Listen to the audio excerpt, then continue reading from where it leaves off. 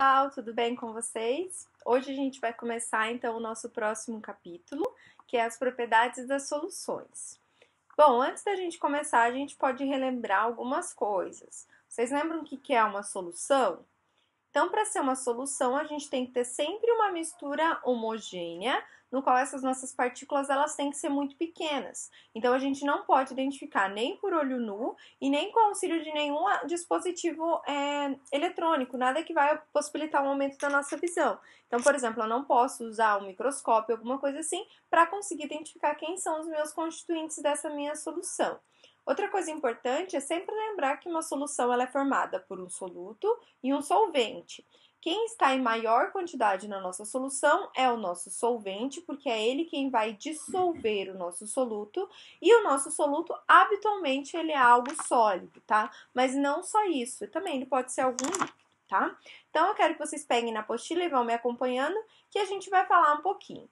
Então a apostila traz algumas perguntas para a gente começar a pensar. Então ele pergunta: em que temperatura a água entra em ebulição? Vocês lembram qual é o conceito de ebulição?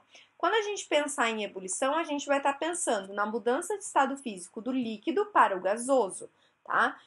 Será que essa temperatura da água ou de qualquer outra substância é a mesma em todos os lugares? Ou seja, se eu colocar água para evaporar aqui em Cascavel, se eu colocar ela para evaporar lá no nível do mar, se eu colocar ela lá em La Paz, será que a temperatura na qual vai ter essa mudança de estado físico, ou seja, ela vai sair do líquido e ela vai para o gasoso, vai ser exatamente a mesma? Outra pergunta que a gente tem aqui. Em lugares de alta altitude, a água entra em ebulição numa temperatura mais baixa, que é do nível do mar. Entre as consequências, uma delas é a dificuldade de cozer alimentos. Como é possível, então, favorecer esse cozimento? Tudo isso a gente vai ver algumas características que a gente tem dentro desse capítulo, tá? Para isso, a primeira coisa que a gente precisa ter bem claro na nossa cabeça é a diferença entre vaporização, evaporação, ebulição e também calefação. Para isso, eu vou mandar para vocês lá um esqueminha escrito no caderno para vocês copiarem, tá? O que a gente precisa lembrar? A vaporização é a mudança de estado físico, quando eu saio do líquido e eu vou para o gasoso.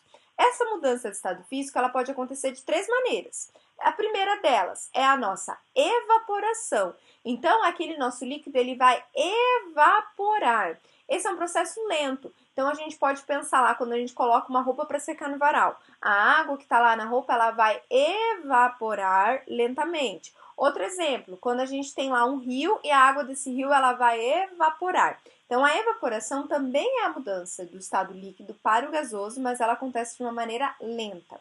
A nossa ebulição, ela é um processo que acontece um pouco mais rápido. E normalmente a gente chama isso de fervura. A água está fervendo. Toda vez que a gente chama de ferver, nada mais é do que o nosso processo de ebulição. E aí vocês podem estar se pensando assim, tá, mas afinal, qual que é a diferença entre uma e outra? As duas representam a mesma mudança de estado físico. O que muda ali é a velocidade, é a forma com que isso acontece.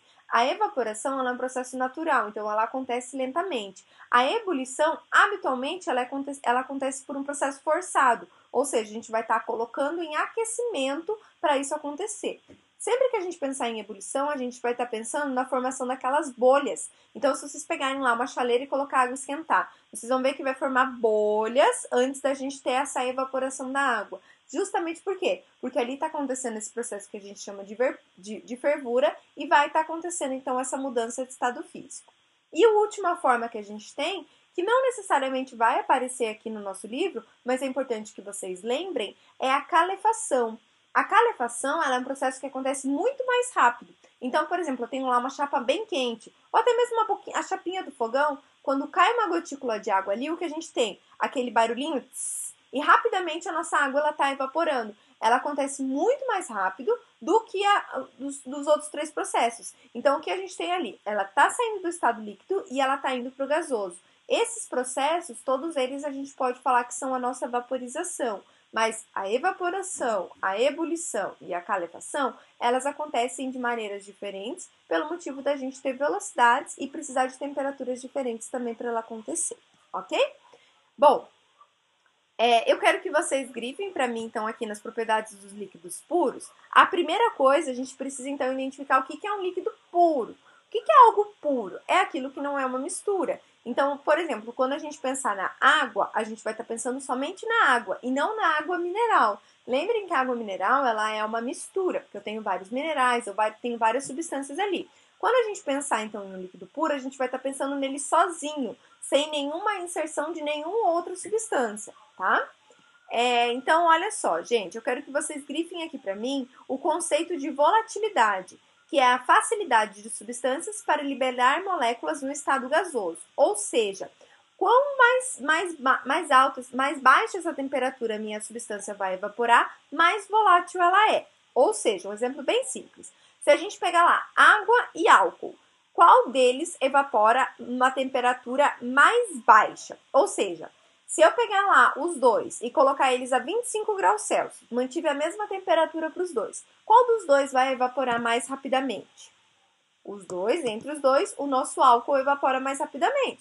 Um exemplo bem simples para a gente constatar isso. Se a gente passar álcool na nossa mão nesse momento, a gente não sente que a mão fica geladinha? Esse geladinho nada mais é do que ela absorvendo calor para ele então evaporar, ou seja, sair do estado líquido e ir para o estado gasoso, tá? Então, isso é o processo que a gente chama de volatilidade. Por que a gente tem que só cuidar com a palavra mais rápido ou mais lento? Porque a gente tem que pensar exatamente na temperatura. Porque a gente sempre vai estar pensando ou em temperaturas iguais ou em temperaturas que estão diferentes para a gente conseguir comparar, tá? Então, sempre que a gente for comparar, a gente tem que pensar na questão da temperatura. Mesma coisa se eu pedir para vocês. Se eu aquecer lá a 80 graus Celsius, o álcool e a água, qual deles vai evaporar primeiro? Com certeza o álcool. Por quê? Porque a temperatura de ebulição dele é menor do que da água. Então, por isso que ele vai evaporar primeiro. Então, sempre aquele que evapora numa temperatura mais baixa é sempre o nosso líquido mais volátil. É aquele que tem maior tendência a evaporar, ou seja, a mudar de estado físico. Beleza, gente? Bom, sempre que a gente pensar nisso, a gente tem que pensar que mesmo quando não é um processo forçado, ou seja, mesmo sem eu aquecer, esse processo ele acontece naturalmente. A gente pode pensar no rio. O meu rio lá só vai evaporar quando eu tiver uma temperatura extremamente elevada? Não, esse é um processo natural. Então, naturalmente, os líquidos eles tendem a escapar até acontecer esse processo de evaporação. Isso é um processo natural. Isso a gente pode ver quando a gente tem lá, por exemplo, um vidrinho de acetona. Ah, comprei uma acetona para remover o esmalte. Se eu deixar ele aberto, por mais que eu não aqueça esse meu sistema, a acetona ela vai evaporar. Mesma coisa com o álcool. Se eu pegar lá um copo de água, peguei um copo com água e deixei ele lá um mês paradinho lá do lado da cabeceira da minha cama. Tá? Vai ficar uma sujeira, dengue, não façam isso, tá? Se a gente fizer isso, a gente vai ver que proporcionalmente o nível da nossa água ele vai abaixando. Isso acontece mesmo sem que eu tivesse feito um aquecimento naquela água. Aquilo ali acontece pelo simples fato de que a gente tem esse processo, então, de evaporação. Ele é um processo constante, então ele acontece mesmo se a gente não está controlando, tá, gente? Toda vez que a gente pensar nisso, a gente tem que pensar que algumas substâncias têm maior tendência a evaporar do que outras. E isso está diretamente relacionado à natureza e à intensidade das forças de atração entre essas nossas moléculas. Até já está escrito aqui para vocês, então grifem, anotem lá no cantinho que na apostila de vocês não está anotado.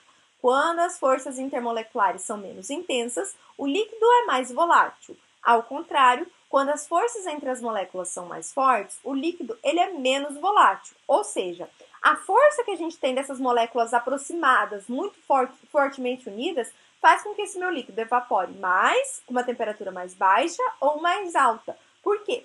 Porque a força com que essas moléculas se mantêm presas, unidas umas às outras, vai determinar justamente esse nosso ponto de fusão ou esse nosso ponto de ebulição, tá? Então, por isso que é essencial que a gente olhe essas características. Prof, como que eu sei essas minhas forças intermoleculares? Eu vou mandar para vocês também como material para vocês relembrarem isso, porque a gente estudou no finalzinho do ano passado. A gente tem lá ligação de hidrogênio, a gente tem dipolo instantâneo e dipolo induzido. A mais forte, que mantém mais unida, é a nossa ligação de hidrogênio. Hidrogênio ligado a fluoro, oxigênio e nitrogênio. A mais intermediária é o nosso dipolo-dipolo. É onde a gente tem polos da nossa molécula, um polo positivo e um polo negativo. E a mais fraca, então, é o nosso dipolo instantâneo e dipolo induzido, que normalmente acontece com as nossas moléculas apolares. ok? Bom, mas isso vai ficando bem claro para vocês depois, porque a gente vai ter que sempre fazer essa associação. O quão forte é essa minha força intermolecular e que de forma que ela vai interagir nesse meu sistema, ok? Bom, aí a gente vai perceber que vai entrar um conceito, que é a pressão de vapor de um líquido. O que é essa nossa pressão de vapor, tá? Essa pressão de vapor, ela está diretamente relacionada com a interação que a gente tem aqui. Eu vou colocar para vocês um videozinho e aí eu vou explicando e depois do vídeo também eu vou falar para vocês um pouquinho sobre essa nossa pressão de vapor, tá? No líquido, as partículas estão mantidas próximas por forças de ligação poderosas, mas ainda podem se mover. Em cada colisão, elas liberam energia cinética, então elas se movem rápido bastante para superar as forças de ligação e passar para a fase gasosa. Esse processo é chamado evaporação ou vaporização. Durante o processo de vaporização, o vapor acima de um líquido exerce pressão que pode ser medida usando um manômetro. No entanto, em um certo ponto, a pressão alcança um máximo e permanece constante. Isso ocorre porque o número de partículas na fase gasosa aumenta, o que aumenta a probabilidade de que as partículas voltem à fase líquida por condensação. Após um certo tempo, é estabelecido um equilíbrio dinâmico entre a vaporização e a condensação, no qual a taxa de partículas que passam para a fase gasosa é igual à taxa de partículas que condensam para a fase líquida. A pressão que o vapor exerce em equilíbrio com o líquido correspondente é chamada de pressão de vapor. Então, gente, eu usei esse videozinho porque eu acho que ele fica bem claro para a gente compreender algumas coisas, tá? Então, o que a gente tem lá num sistema? Esse nosso sistema aqui, ele tá fechado. Então, naturalmente, a gente tem os dois processos acontecendo simultaneamente. A vaporização, que está representada pelas flechinhas em preto, ou seja, o nosso líquido se transformando em um gás. Além disso, a gente tem o processo de condensação também acontecendo, que é o processo contrário, sair de um gás e se transformar em um líquido. Isso daqui a gente fala que ele está em um equilíbrio dinâmico, porque ele está em movimento. Então, ele está acontecendo tanto no sentido da vaporização, tanto no sentido da condensação. Então, por isso que ele é um processo, ele é um equilíbrio dinâmico, tá? Aqui tem toda essa explicação, tá? Que eu acabei de falar para vocês. Mas o que eu quero chamar a atenção de vocês, eu quero que vocês grifem, tá? É isso daqui, ó.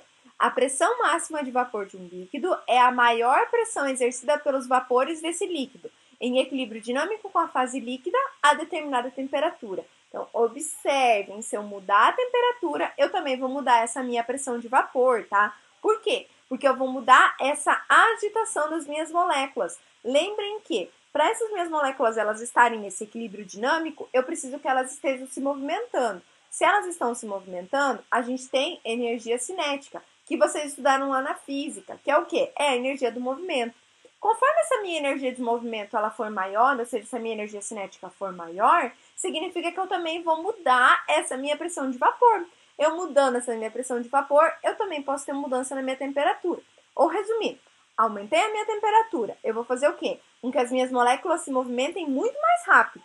Sempre isso acontece. Se eu aumentar a temperatura, as minhas moléculas elas ficam mais agitadas, tá? Isso é um processo natural. Quanto mais agitadas essas minhas moléculas ficarem, maior vai ser essa minha pressão de vapor, tá? Justamente por quê? Porque eu vou ter uma pressão exercendo sobre ela, tá?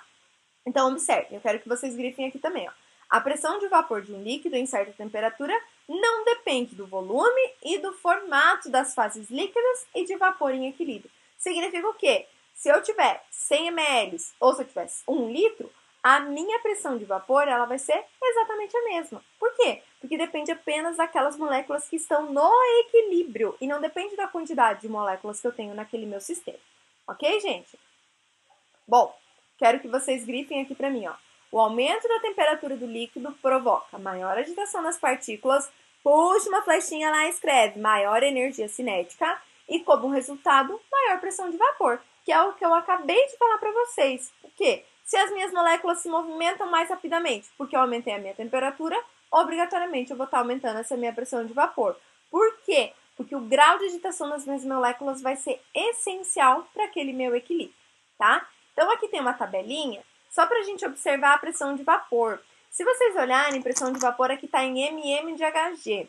mm de Hg significa milímetros de mercúrio. É só uma unidade, tá? Pode ser em atm também ou em pascal, mas na química habitualmente a gente usa em milímetros de hidrogênio, tá? Então, olha, a uma mesma temperatura, 0 graus Celsius, eu tenho a água, o etanol e o éter etílico. Observem que a pressão de vapor deles é diferente? Se eu tenho pressão de vapores diferentes, significa que a minha temperatura de ebulição desses líquidos também é diferente, tá? Por quê? Porque eu estou mudando essas minhas substâncias. Então, conforme eu mudar essas minhas temperaturas, eu também vou estar mudando. Outra coisa que a gente pode comparar aqui é a mesma substância a temperaturas diferentes. Então, eu vou pegar aqui a água. A água a 0 graus Celsius, eu tenho uma pressão de vapor de 4,6. Quando eu elevo lá a 40 graus Celsius, observem que a minha pressão de vapor ela vai para 55,3. Então, é o que eu acabei de falar para vocês. Quanto maior a minha temperatura, maior é a minha agitação e, consequentemente, maior vai ser a minha pressão de vapor, tá? Então, isso daqui é bem importante para a gente caracterizar essas características, tá, gente?